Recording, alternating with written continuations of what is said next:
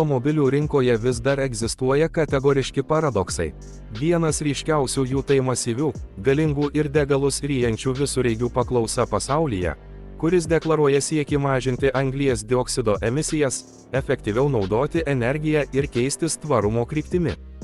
Ford Expedition, vienas didžiausių ir masyviausių tradicinių visureigių Šiaurės Amerikos rinkoje, puikiai atspindi šį prieštaravimą. Tai automobilis, kuris savo dydžiu, galia ir įspūdžiu vilioja tuos, kurie nori valdyti kelią, jausti jėgą bei solidumą, tačiau kartu kelia klausimų dėl praktiškumo, ekonomijos ir atitikties šiuolaikinėms ekologinėms tendencijoms. Pati automobilio išvaizda jau kalba už save. Nuotraukoje matomas juodas Ford Expedition demonstruoja ryškų, masyvų siluetą, kurį papildo agresyviai atrodančios priekinės grotelės, didžiuliai ratlankiai ir bendras monolitiškas įspūdis. Tai automobilis, kuris neprašo dėmesio, o jį tiesiog pasiima. Dizaino sprendimai aiškiai orientuoti į amerikietišką tradiciją didelė, kvadratinė forma, išraiškingos linijos, aštrūs kampai, kurie labiau pabrėžia jėgą nei aerodinamiškumą. Kritiškai vertinant, šis dizainas atrodo solidus, tačiau kartu ir kiek pasenęs, nes Europos bei Azijos rinkose vis daugiau matoma aptakesnių, labiau futuristinių SUV modelių. Tačiau Ford Expedition vertinimas tik pagal dizainą būtų neteisingas, visureigis sukurtas atlikti labai konkretų darbą. Tai automobilis, orientuotas į didelės šeimas, kelionių entuziastus, tempimo užduotis ir sudėtingas vairavimo sąlygas.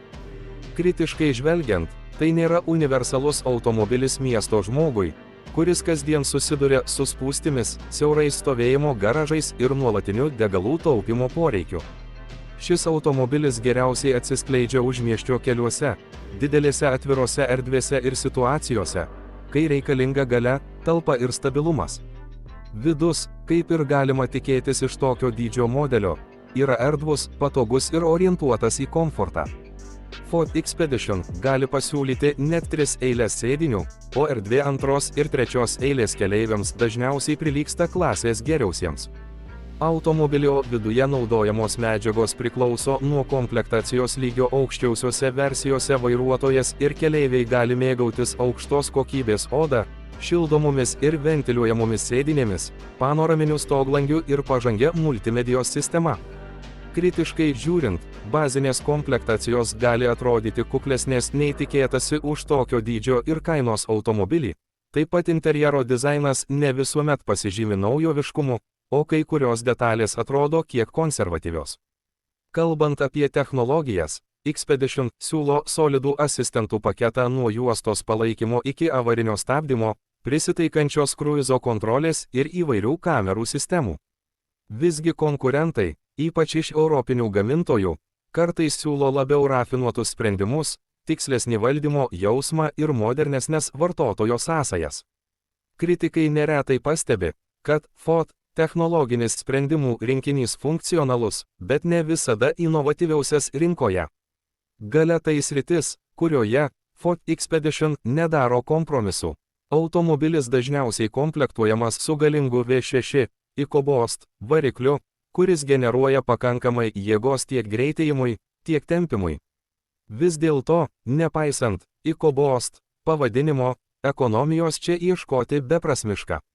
Tokios klasės automobilis natūraliai sunaudoja daug degalų, o realaus naudojimo sąlygomis jis dažnai viršija gamintojo nurodytus rodiklius.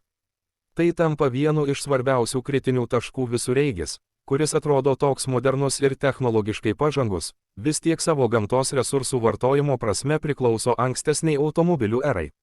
Šalyse, kuriuose tvarumas tampa prioritetu, toks modelis susilaukia vis daugiau kritikos. Valdymas kita vieta, kur kritiškas. Žvilgsnis būtinas, nors Expedition stengiasi atrodyti sportiškas ir lengvai valdomas, fizika savo daro. Tai didelis, sunkus automobilis, kurio stabilumas išties aukštas, tačiau posūkiuose pasijunta masė, o manevravimas siaurose vietose reikalauja atidumo ir laiko.